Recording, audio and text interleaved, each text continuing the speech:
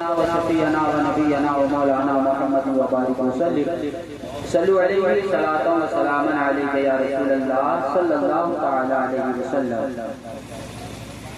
وقت بہت زیادہ ہو گیا ہے، میلاد شریف میں اس وقت تک صلاۃ و سلام اور دعا بھی ہو جانی چاہیے، مگر کیونکہ جب بڑے شاعر آئیں گے تو وقت بڑھ جائے گا، کیونکہ ان کی پریکٹس ہے 2-2 گھنٹے 10-15 منٹ میں معلوم نہیں ہوگا۔ بہرحال آپ معلوم کیا یہ آئے بڑے بڑے پروگراموں کی کامیابی کی شیئر بھی جس نے قبضہ کیا ہوا ہے اسے احسان شاکر کہا جاتا ہے، اور بہت سارے لوگ جو خیر نام سن کر کے چلے گئے وہ سب جنتی ہو گئے، اور جن کو ابھی نیکیوں کی ضرورت ہے وہ ابھی تک بیٹھے ہوئے ہیں۔ اور میں مبارک پور میں جب تقریریں کرتا ہوں تو میں اکثر یہ بات کہتا ہوں کہ میری تقریر کو 10 منٹ سنیں، اگر آپ کو سمجھ میں آئے، آپ کے معیار کے مطابق میں گفتگو کروں تو آپ بیٹھے رہیں، اور آپ کا معیار اونچا ہو، میری تقریر نیچے ہو تو آپ 10 منٹ بعد جا سکتے ہیں۔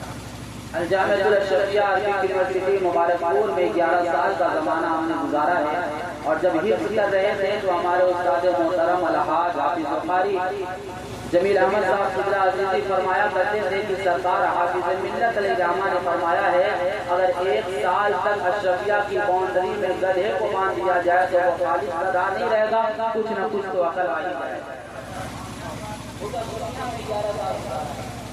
جو باتیں کروں گا دلیل کے ساتھ کروں گا، جس کو جو بھی سوال کرنا ہو فوراً کر لے، جواب دے کر کے جاؤں گا۔ یہ نہ سوچیے گا کہ چھوٹا سا بچہ آیا ہے نہیں چلا جائے گا۔ الحمدللہ شیخ الحدیث حضرت علامہ مولانا صدر الورا صاحب قبلہ کے سامنے گفتگو کروں گا، تو یاد رکھیے گا ادھر ادھر کی باتیں نہیں کروں گا، جو باتیں کروں گا دلیل سے کروں گا۔ الجامعۃ الاشرفیہ ایک سمجھ لیجیے کہ برانڈ ہے، برانڈ جس کے سامنے مسوائی لگتا ہے نا، اس کے سامنے لوگ بولنے کے لیے کافی کرتے ہیں۔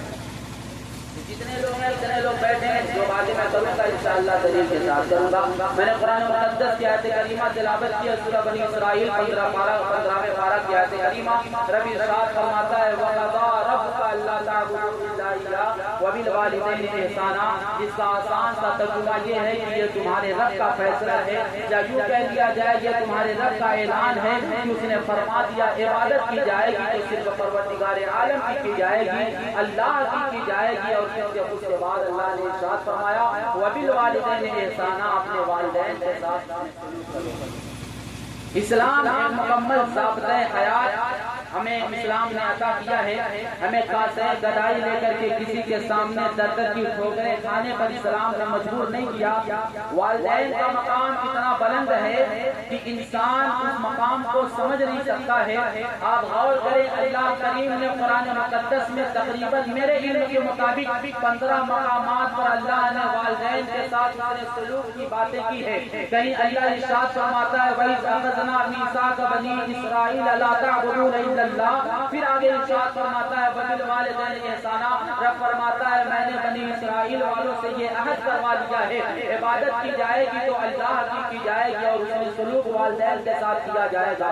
دوسری جگہ رب کائنات ارشاد فرماتا ہے وَوَصَّيْنَا الْإِنسَانَ بِوَالِدَيْهِ إِحْسَانًا، یعنی اس طریقے کے رب کائنات نے قرآن مقدس میں بہت ساری آیتیں کریمہ نازل فرما دی، اور میرے آقا کریم صلی اللہ تعالی علیہ وسلم ارشاد فرماتے ہیں میں عشاء کے وقت میں نماز پڑھ رہا ہوتا اور سورہ فاتحہ کی تلاوت کرنے لگ جاتا، اگر اس وقت میری ماں مجھے آواز لگاتی میں نماز چھوڑ کر کے ماں کی خدمت میں حاضر ہو جاتا۔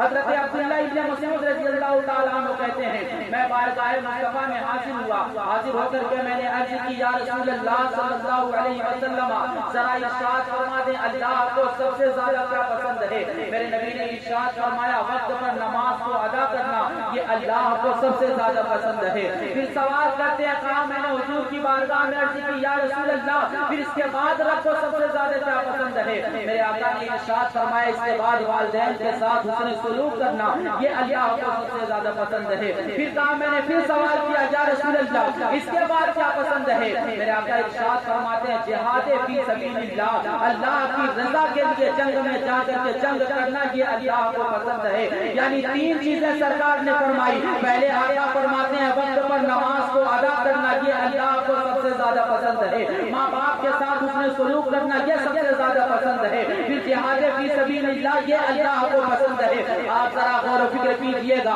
میرے آقا کریم صلی اللہ تعالیٰ علیہ وسلم نے صرف بتلایا نہیں اور زبان سے صرف لوگوں کے سامنے پیش ہی نہیں کرتی حدیث مبارکہ، بلکہ میرے آقا کریم صلی اللہ تعالیٰ علیہ وسلم نے اس پہ عمل کر کے بھی دکھایا۔ آپ کہیں گے مولانا سرکار کائنات صلی اللہ علیہ وسلم کی عمر مبارک جب 6 سال کی تھی، آپ کی والدہ کا انتقال ہو گیا تو پھر حضور نے ان کے ساتھ کہاں احسان کیا ہوگا؟ آؤ سب لے کر کے حضور کی بارگاہ میں چلو، مقام جیرانہ ہے جہاں میرے آقا کریم صلی اللہ تعالیٰ علیہ وسلم نے 16 دنوں تک قیام کیا تھا۔ وہاں ایک بوڑھی عورت آئی، میرے آقا کریم صلی اللہ تعالیٰ علیہ وسلم اپنے کاندھے مبارک سے اپنے چادر مبارک کو اتارتے ہیں اور زمین پر بچھا دیتے ہیں، اس بوڑھی عورت کو وہاں بٹھالتے ہیں اور بٹھال کر کے باتیں کرنے لگے۔ بہت دیر تک باتیں ہوئی، جب وہ جانے لگی تو میرے آقا نے انہیں کتوں کو سہائے پی دیا۔ صحابہ کرام نے آپس میں باتیں کی، آخر یہ عورت کون ہے جس کی تعظیم مصطفیٰ جان رحمت کر رہے ہیں؟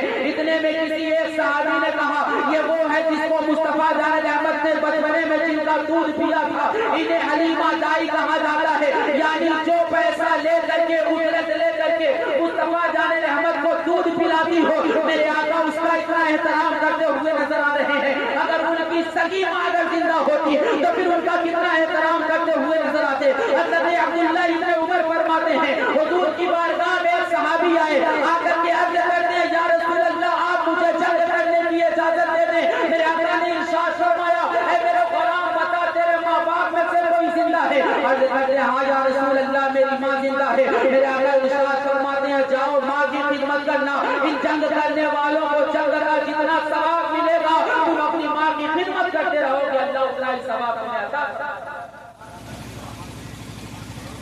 یعنی ماں کا مقام اتنا بلند ہے کہ بندہ جنگ کرنے کے لیے جائے جتنا ثواب جنگ کرنے والے کو ملتا ہے اتنا ہی ثواب ماں کی خدمت کرنے والے کو اللہ عطا فرماتا ہے۔ آپ ذرا غور کریے نا ماں کی دعائیں کیسی ہیں۔ میرے آقا کریم صلی اللہ تعالیٰ علیہ وسلم نے ارشاد فرمایا جیسے نبیوں کی دعا امتی کے حق میں قبول ہوتی ہے ایسے ہی ماں کی دعا اپنے بیٹے اور بیٹیوں کے حق میں قبول ہوتی ہے۔ مگر کون ماں کی دعا لینے کے لیے تیار؟ ہم تو پیر کی دعا لیں گے، ہم تو مولوی کی دعا لیں گے، ہمارے گھر میں ہماری ماں موجود ہے مگر ہم اس کی دعا لینے کے لیے تیار نہیں۔ میرے آقا نے ارشاد فرمایا نا میں ایسا کے وقت میں نماز ادا کر رہا ہوتا اور سورہ فاتحہ کی تلاوت کرنے لگ جاتا، اس وقت میری ماں مجھے آواز لگاتی تو میں نماز چھوڑ کر کے ماں کی خدمت میں حاضر ہو جاتا۔ مگر آج مصطفیٰ جان رحمت کا کلمہ پڑھنے والا اپنے گھر کے دوسرے روم میں بیٹھا ہوا ہوتا ہے، ادھر ماں آواز لگا رہی ہوتی ہے، یہ موبائل کی اسکرینوں پر اپنی نگاہ لگا کر کے بیٹھا ہوا ہے، پھر یہ سوچتا ہے میں مروں گا جنت میں چلا جاؤں گا۔ میرے آقا نے ارشاد فرمایا ہے الجنت تحت اقدام الامہات، قدموں کی ماں کے قدموں میں اللہ نے جنت کو رکھ دیا ہے۔ آقا ارشاد فرماتے ہیں جس نے اپنے ماں کو راضی کر لیا اس نے مصطفیٰ کو راضی کر لیا اور جس نے مصطفیٰ کو راضی کر لیا اس نے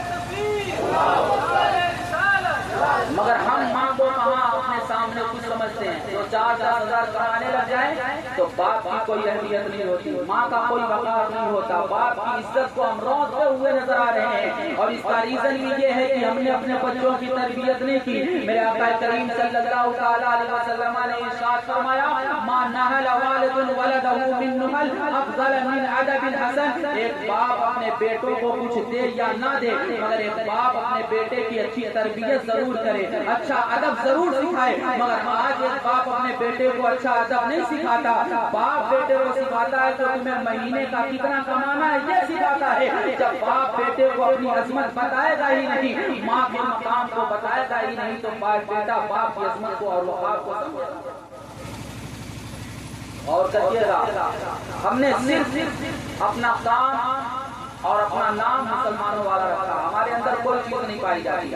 میں گورکھپور تقریر کرنے کے لیے گیا، 2 گھنٹے تقریر کر کے روم میں آرام کرنے کی نیت سے بیٹھا نا بہت سارے لوگ میرے پاس ہیں، حضرت کچھ ایسی باتیں بتائیں جو ہمارے علاوہ کوئی نہیں جانتا ہوں. میں نے کہا 2 گھنٹے کی تفصیل ہوئی، کیا یہ نصیحت نہیں تھی؟ کہنے لگے الگ سے بتاؤ. میں نے کہا کیا کرو گے؟ تو اس میں سے کچھ لوگوں نے کہا ہم اپنے واٹس ایپ پہ اسٹیٹس لگائیں گے، فیس بک پہ اسٹوری لگائیں گے. میں نے کہا یہ نہیں بنائے گا. اور تم سے کچھ سوال کرتا ہوں. میں نے کہا میں تم سے کچھ سوال کروں گا، اگر تم نے اس کا جواب دیا تو تمہیں 4 حدیثیں سناؤں گا، اور اگر تم نے جواب نہیں دیا پھر کچھ باتیں ضرور بتاؤں گا. کہنے لگے سوال کیا ہے؟ میں نے کہا بیسک سا مذہب اسلام کا سوال کرتا ہوں. جو 4 کلمے سنائے گا اس کو 4 حدیثیں سناؤں گا، اور جو بھی سنائے گا سنا پائے گا میں سمجھ جاؤں گا. بڑی مشکل سے بندوں نے تیسرا کلمہ اٹک اٹک کر کے سنایا. یہ ہمارے مسلم نوجوانوں کا حال ہے. سمجھیے گا اس بات کو. میں یہ بات کیوں کہہ رہا ہوں؟ 3 کلمے بڑی مشکل سے ان لوگوں نے سنائے. میں یہ سوچنے لگا یہ مبارک پور سے 100 کلومیٹر کی دوری پر ہے، اس لیے یہاں علم سے دوری ہے، اس لیے لوگوں کو یاد نہیں ہوگا. مگر جب غور کیا تو معلوم ہوا کہ جو حال گورکھپور کا ہے وہی حال مبارک پور کا ہے. باپ کا انتقال ہو جائے، ماں کا انتقال ہو جائے، جنازے کی سب میں بندے کھڑے ہو جاتے ہیں. میرے آقا ارشاد فرماتے ہیں جس جنازے پہ 100 لوگ، دوسری حدیث میں ملتا ہے کہ 40 لوگ نماز جنازہ پڑھ لیں، اللہ کے فضل سے امید رکھو اللہ اس مرنے والے کی مغفرت کرے.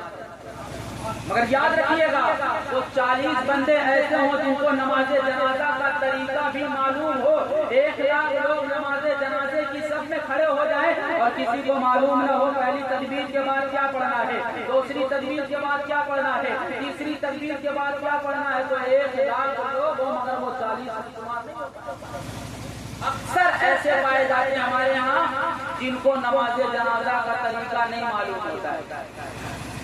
ماں کا انتقال ہوا، باپ کا انتقال ہوا، 30,000 کا ٹکٹ لے کے وہ سعودی عربیہ سے آئے گا. ایک سوال کرنا چاہتا ہوں، آپ کو پتا نہیں اور ہمارے یہاں رواج چل پڑا ہے کہ اس ڈیڈ باڈی کو فریزر میں رکھ دیا جائے. بیٹا سعودی عربیہ سے آئے گا تو وہ جنازے میں شریک ہو جائے گا. اس بیٹے کو پتا ہی نہیں ہے جنازے میں پڑھنا چاہے تو اس کے آنے اور نہ آنے کا مطلب کیا ہے. اور دوسرا یہ کہ اس ڈیڈ باڈی کو ہم نے فریزر میں رکھ دیا. کبھی آپ نے اس بات پہ غور و فکر کیا ہے جتنی تکلیف زندوں کو ہوتی ہے اتنی تکلیف مرنے والوں کو ہوتی ہے. اگر زندوں کو فریزر میں رکھ دیا جائے تو ان سے تکلیف نہیں ہوگی. ہم نے باڈی کو فریزر میں رکھ دیا اور آسان فریزر میں باڈی کا رکھ دینا. کہاں جہاں سے سیکھ رہے ہیں ناسن کو چلے گئے کون سی جگہ. کبھی کبھی ایسا محسوس ہوتا ہے گویا ہماری قوم نے نعت کو اب یہ نہیں سمجھا کہ اس سے عشق پیدا ہو. اب یہ سمجھ لیا کہ ہم گانا سننا منع کرتے ہیں تو یہ سن لیا جائے گا تو دل بہل جائے گا. حالانکہ نعت کے مصطفیٰ پیدا کرنا چاہیے. کہاں جائے میری باتیں تھوڑی تلخ ہیں، حالانکہ میرا موضوع یہ نہیں، لیکن میں بتانا چاہتا ہوں کہ ہم ہیں کہاں اور ہمیں ہونا کہاں چاہیے تھا. جس قوم کو اقرا بسم ربک الذی خلق کا سبق پڑھایا گیا ہو، دین کی تعلیم اور دنیاوی تعلیم سے آراستہ و پیراستہ ہونا چاہیے تھا. آج پوری دنیا میں سب سے جاہل اگر کوئی قوم نظر آتی ہے تو وہ مسلمان ہے. کیوں ہے ہم یہاں پیچھے؟ ہم پڑھ گئے نا میں خان ہوں، میں سید ہوں، میں پٹھان ہوں، میں افغان ہوں. ہم کچھ بھی نہیں ہیں، کچھ بھی نہیں ہے. اور جو یہ کہتے ہیں میں خان، میں پٹھان، میں سید، سیدوں کو چھوڑ دیا ان کے ساتھ بڑی بڑی کوئی مقابلہ کوئی نہیں کر سکتا. وہ تو خاندان رسول ہیں، ان سے مقابلہ نہیں. مگر قرآن کی آیت پڑھو. اچھا جاہل اگر یہ کہے کہ میں خان ہوں مجھے بات سمجھ میں آتی ہے، عالم کہتا ہے مجھے بات سمجھ نہیں آتی.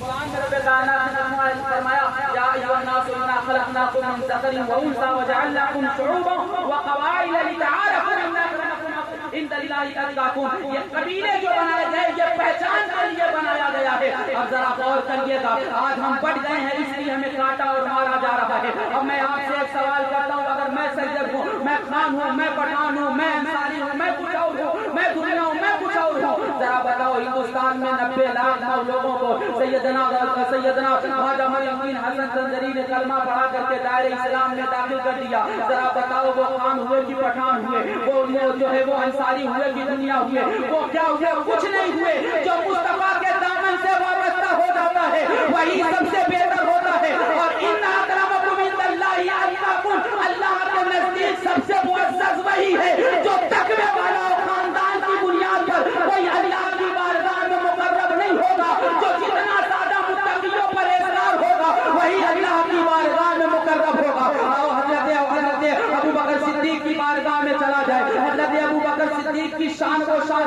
کے بارے میں قرآن مقدس میں رب کائنات نے آیت کریمہ نازل فرمائی. اللہ ارشاد فرماتا ہے ثانی یسنی اذ ہما فی الغار اذ یقول لصاحبہ لا تحزن ان اللہ معنا. یہ حضرت ابو بکر صدیق کی شان میں آیت کریمہ نازل ہوئی. میرے آقا نے ارشاد فرمایا ابو بکر فی الجنہ، اے ابو بکر تم بغیر حساب و کتاب کے جنت میں داخل کر دیے جاؤ گے. مگر میرے آقا حضرت ابو بکر صدیق رضی اللہ تعالیٰ عنہ ایک مرتبہ ایک صحرا کی طرف سے گزرتے ہیں. وہاں درخت لگا ہوا ہے، درختوں پہ چڑیاں چہچہا رہی ہیں. حضرت ابو بکر صدیق بیٹھ کر کے وہاں ساروں قطار رونے لگے. ان کے ساتھ والوں نے پوچھا تھا اے ابو بکر ابن قحافہ رونے کا کیا معاملہ ہے؟ یہاں تو رونے والا کوئی معاملہ پیش نہیں آیا جس کی بنیاد پر آنکھوں میں آنسو جاری ہو جائے. حضرت ابو بکر نے جواب دیا تھا میں اس لیے رو رہا ہوں کہ اللہ مجھے انسان نہ بناتا بلکہ چرند و پرند بنا دیتا. اگر اللہ قیامت کے دن ابو بکر ابن قحافہ کے زندگی کے ایک ایک لمحے کا حساب لے لے گا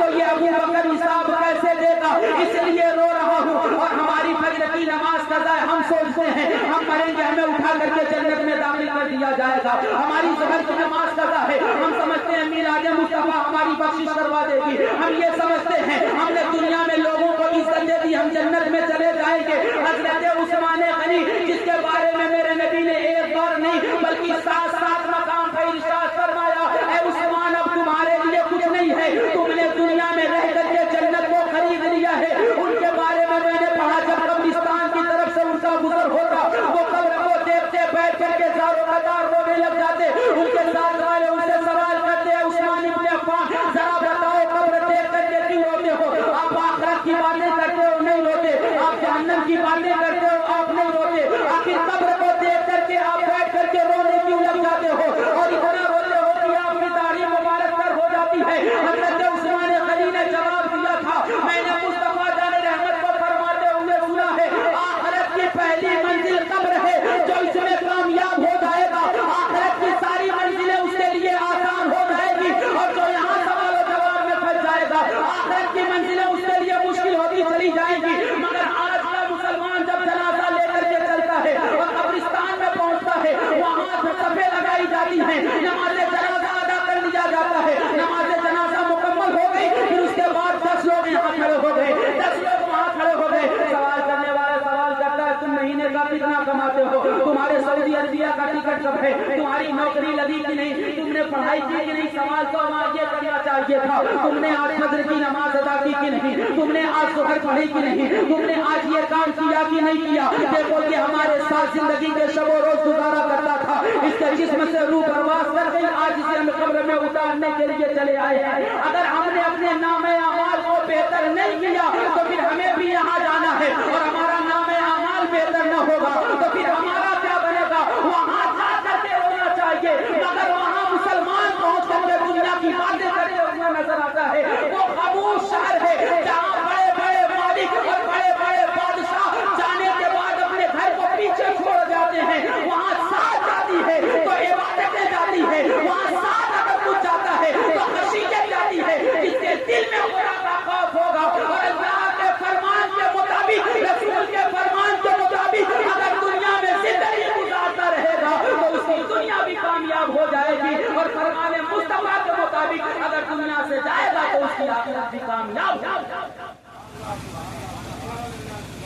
مگر ہم اور آپ دنیا میں اس قدر مشغول ہو چکے ہیں کہ ہم موت کو یاد کرنے کے لیے بھی تیار نہیں. جبکہ میرے آقا نے ارشاد فرمایا 24 گھنٹے میں اگر کوئی 20 مرتبہ موت کو یاد کرتا ہے تو اللہ اسے شہیدوں کی سب میں قیامت کے دن اٹھائے گا.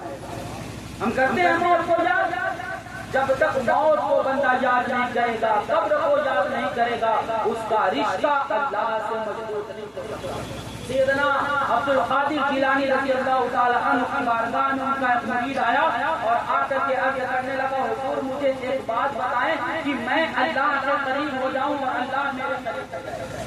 تو انہوں نے کوئی بہت لمبی چوڑی تقریر نہیں کی تھی. سیدنا غوث اعظم نے فرمایا تھا چھوٹے کاف اور بڑے کاف کا فرق معلوم کر لو، تم اللہ کے قریب ہو جاؤ گے اور اللہ تمہارے قریب ہو جائے گا.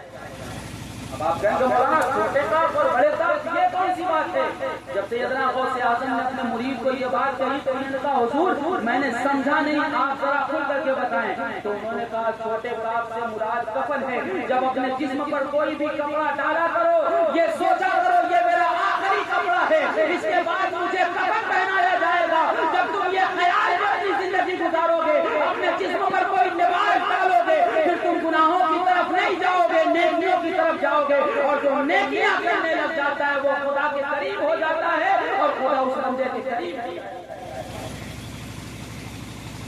اس نے سوال کر دیا حضور بڑے کاف سے کیا مراد؟ کہنے لگے بڑے کاف سے مراد قبر ہے. اگر تم نے قبر کو ہمیشہ اپنے ذہن و فکر میں رکھا تو تم کبھی جوئے کی طرف نہیں جاؤ گے, کبھی تم شراب کی طرف نہیں جاؤ گے, کبھی تم زنا کی طرف نہیں جاؤ گے, کیونکہ تمہیں قبر کی یاد آئے گی. اور جب قبر کی یاد آئے گی تو تم اپنے آپ کو گناہوں سے بچا کر کے رکھو گے. جو گناہوں سے اپنے آپ کو بچا کر کے رکھتا ہے اللہ اس کے قریب ہو جاتا ہے, وہ اللہ کے قریب ہو جاتا ہے. اگر ہمارے یہاں کا معاملہ موت کی باتیں کرتے تو انسان کا دماغ کام کرنا بند کر دیتا ہے. موت کی باتیں کر دی, ابھی تو ہمیں 3 منزلہ مکان تعمیر کروانا ہے, ابھی تو ہمیں بیٹیوں کی شادی کرنی ہے, ابھی تو ہمیں یہ کرنا, ابھی تو ہمیں وہ کرنا ہے. موت کا بھروسہ ہے؟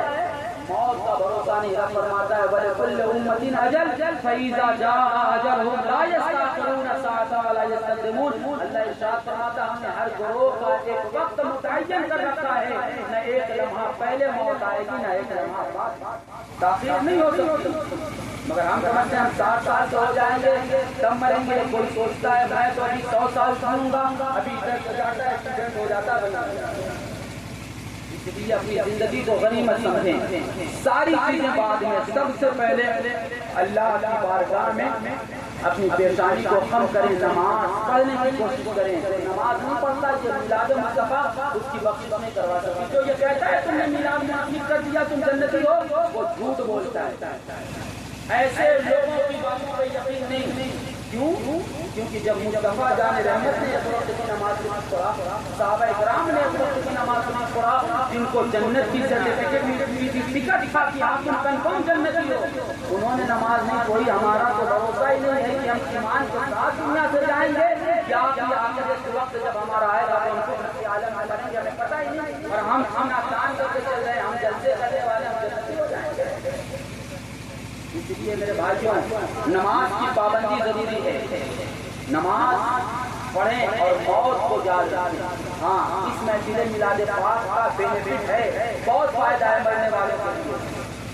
آقا کریم صلی اللہ تعالیٰ علیہ وسلم ارشاد فرماتے ہیں جب کوئی بندہ دنیا سے انتقال کر کے جاتا ہے, اس سے قبر میں اتار دیا جاتا ہے تو اس کی حالت ایسے ہی ہوتی ہے جیسے سمندر میں کوئی بندہ ڈوب رہا ہے. جیسے وہ بچانے والوں کی آس لگائے بیٹھا ہے کہ کوئی آئے مجھے بچائے, ایسے ہی قبر والا بندہ اس آس میں ہوتا ہے کوئی میرے لیے دعائیں مغفرت کرے. آقا ارشاد فرماتے ہیں, حدیث پاک کے الفاظ ہیں, آقا نے ارشاد فرمایا ینتظر دعویٰ, مرنے والا دعا کا انتظار کرتا ہے. صحابہ کرام نے حضور کی بارگاہ میں عرض کی یا رسول اللہ کس کی دعا کا؟ آقا ارشاد فرماتے ہیں تلحقہ من ابن او ام او اخ او صدیق. آقا ارشاد فرماتے ہیں مرنے والا اگر بیٹا ہے تو باپ کی دعا کا انتظار کرتا ہے, مرنے والا اگر ماں باپ کی شکل میں ہے تو وہ بیٹوں کی دعا کا انتظار کرتا ہے, دوستوں احباب کی دعا کا انتظار کرتا ہے. صحابہ حضور کی بارگاہ میں عرض کی یا رسول اللہ کیا جب یہ دعا کرتے ہیں تو اس کا بینیفٹ ان کو ملتا ہے؟ میرے آقا کریم صلی اللہ تعالیٰ علیہ وسلم نے جواب دیا تھا اگر کسی بندے کو پوری دنیا کی بادشاہت عطا کر دی جائے تو وہ اتنا خوش نہیں ہوتا جتنا مرنے والا دعائے مغفرت پا کر کرتا ہے.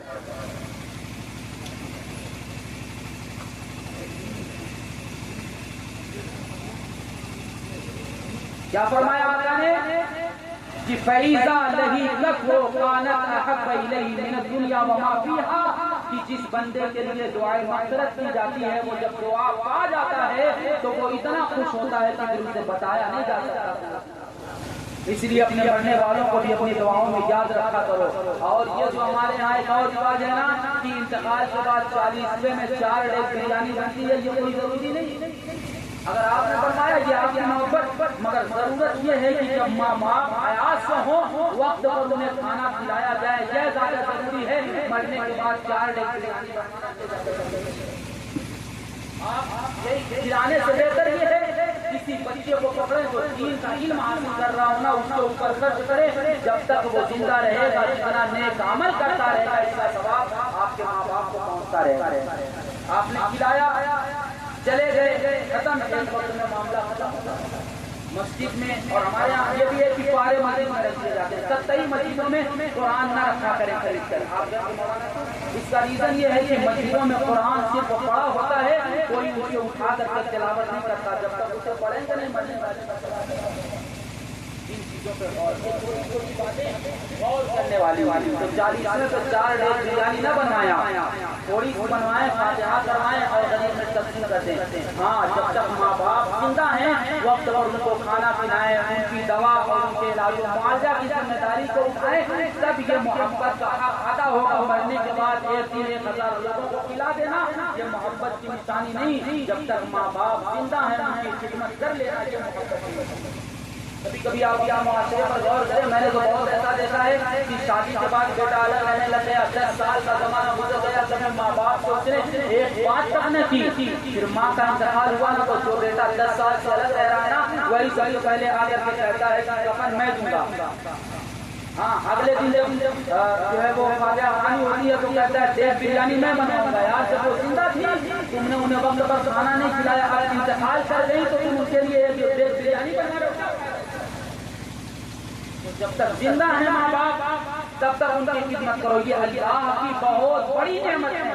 مگر جب تک یہ زندہ ہوتے ہیں ہمیں ان کی ویلیو نہیں ہوتی. جب یہ انتقال کر جاتے ہیں تو پھر دنیا کو دکھانے کے لیے پہلے سب میں بندہ کھڑا ہو جائے گا, اور وہ بندہ کھڑا ہوگا اس کو نماز جنازہ کا طریقہ ہی چاہیے. باپ کی پراپرٹی بیچارہ بیٹا لے لے گا, باپ کھڑا ہے, کھیت یہاں ہے, بینک میں اتنے پیسے ہیں وہ نکالنے ہیں. اس بچے کو ماں باپ کے انتقال کے بعد سب سے پہلا حق بیٹے کے لیے جو ہوتا ہے وہ یہی ہوتا ہے کہ ان کی تجہیز و تقدیم کا انتظام کرے, نماز جنازہ کی تیاری کرے. اس بیچارے کو پتہ ہی نہیں ہے نماز جنازہ میں کیا پڑھنا ہے پراپرٹی لے کے. مگر یہ باتیں اور یاد رکھیے گا, 10-20-50 سال کا زمانہ گزرنے دیجیے, لکھ لیں کو صرف ہمارے گھروں میں مسلمان نام آیا جائے گا, انہیں کلمہ تجربہ اور کلمہ شہادت لکھ لیں. مسلمان کے گھر میں پیدا ہے, مسلمان نہیں یاد ہوگا, ہاں نہیں یاد ہوگا. آج سے 15 سال پہلے 20 سال پہلے چھوٹے بچے جب یہاں کوئی مہمان بن کر کے جاتا نا تو وہ آ کر کے چھوٹے بچے انہیں کلمہ سناتے تھے, کلمہ شہادت, کلمہ تنظیم. مگر آج کوئی بچہ سناتا ہے نہیں سناتا, ان سے انگلش پوٹری سنانے کے لیے. جب یہی معاملہ چلے گا آگے تو جب ماں کو ہی کلمہ نہیں یاد ہوگا تو وہ بیٹے کو کلمہ کہاں سنتا ہے. اور ایک بات نا اپنے بیٹیوں سے بہت محبت کرتا ہے, 2 سال کی 3 سال کی بیٹی سینے پر چلاتا ہے, اور محبت کرنی نہیں چاہیے. مگر غلطی کیا کرتا ہے, پھر موبائل کی اسکرین پر فلمیں لگاتا ہے, پھر اپنی بیٹی کو سینے پر چلانے کے بعد اس کو فلمیں دکھاتا ہے. اس میں کیا ننگی تصویریں, کم کپڑے والے ویڈیو. جب وہ بیٹی جوان ہوتی ہے تو باپ باپ کو احترام بھول جایا کرتی ہے. تم نے اپنے محبت میں اپنی بیٹی کی مستقبل کو برباد کر دیا. یہ چیزیں بہت چھوٹی چھوٹی ہیں مگر جو سمجھنے والی بات ہے, مگر اس کو کوئی نہیں سمجھے گا, اس کو کوئی نہیں سمجھے گا. کیوں؟ کیونکہ مسلمانوں کا یہ سوا بن چکا ہے. ہماری بیٹی 18 سال کی ہو گئی, کالج میں پڑھ رہی ہے, ڈانس کمپٹیشن میں حصہ لے گی, باپ اپنے دوستوں کو لے کر کے جائے گا اور کہے گا چلو دیکھو میری بیٹی کتنا بہترین ڈانس کرتی ہے. تو جب ایسی مائیں ہوں گی تو پھر بیٹے کیسے؟ اس لیے اپنے بچوں کی تربیت ابھی سے کریں, اور جب تربیت کریں گے تو پھر اس کا معاملہ آپ کے سامنے آئے گا, ورنہ پھر معاملہ بہت خراب ہوتا چلا جا رہا ہے. ہماری مسلم بچیاں غیروں کے ساتھ جاری ہیں, اگر کسی کو کوئی فرق نہیں پڑتا. ان چیزوں پہ ہمیں غور کرنا چاہیے. ہمیں اپنے بچوں کی عزتوں کی حفاظت خود کرنی ہے, کوئی دوسرا آ کر کے ہمارے بچوں کی حفاظت نہیں کرے گا. اور ایک منظم تحریک ہمیں چلانی ہوگی کہ ہمارے بچوں کی عزت کی حفاظت ہماری ذمہ داری ہے. ہم کیا ذمہ داری کو نبھائیں گے؟ اب تو مسلمان اپنے پھوپھی کی لڑکی سے بات کر رہا ہے, اپنی خالہ کی لڑکی سے بات کر رہا ہے, اپنی ممیری بہن سے بات کر رہا ہے. تو وہ جب دوسرے کی بہنوں کی عزت کو تباہ و برباد کرے گا تو پھر اس کے گھر کی عزتیں کہاں چلائیں گا؟ یاد رکھیے, یہ بڑی کڑی باتیں میں نے آپ کے سامنے. حالانکہ میں تقریریں ایسا نہیں کرتا, مگر جو باتیں آج میرے دل میں آئی ہیں میں وہ باتیں کر رہا ہوں. ایک ہنگام ہے محشر ہو تو بولوں اس کو, سینکڑوں باتوں کا رہنے کے خیال آتا ہے, مگر میں کوئی فرق نہیں پڑتا. اس لیے اپنے بچوں کی تربیت گھر سے کریں اور انہیں اچھا عادت سکھائیں، دین کی تعلیم ضرور دیں، اتنی تعلیم تو ضرور دیں کہ وہ حرام و حلال کی تمیز پیدا کر سکے۔ آپ اسے ڈاکٹر بنائیں، انجینئر بنائیں، جو دل کرے بنائیں، مگر اتنی تمیز انہیں ضرور دلا دیں کہ وہ حرام کو حرام کہہ سکے اور حلال کو حلال کہہ سکے، صحیح کو صحیح کہہ سکے اور غلط غلط اور یہ ذمہ داری ایک باپ سے پوچھا جائے گا میدان محشر میں، رب پوچھے گا، ہر رائی سے پوچھا جائے گا، باپ سے بیٹوں کے بارے میں، شوہر سے بیوی کے بارے میں، بڑے بھائیوں سے چھوٹے بھائی اور بہنوں کے بارے میں پوچھا جائے گا۔ اس لیے آپ دائی ہیں تو اس کا بھی خیال رکھیں، اپنے بچوں کی جو ہے وہ ذہنوں کی نمائش اور ان کے جسم کی نمائش نہ کروائیں، بلکہ ان کو اچھا ادب سکھائیں۔ اب دیکھیں نا میں کتنے لوگ حالانکہ ادب تو یہ تھا نا، میلاد میں آ رہے ہیں ٹوپی لگی ہے، مگر ہمارے یہاں جیسے جیسے تعلیم پڑھ رہی ہے نا، ٹوپی کی کوئی ضرورت نہیں ہے، اب نمازوں میں بھی نہیں کہتے ٹوپی کی کوئی ضرورت نہیں، نماز ہو جائے گی یار، اللہ تو سب قبول کرنے والا صحیح ہے، مگر رب نے فرمایا بھی تو ہے خذوا زینتکم عند کل مسجد، کی مسجد میں آؤ تو زینت اختیار کر کے آؤ، تم بارات میں جاؤ تو زینت اختیار کر کے جاؤ، اور جہاں زینت اختیار کر کے جانے کی باتیں آئی ہیں وہاں تم ایسے ہی چلے جاؤ۔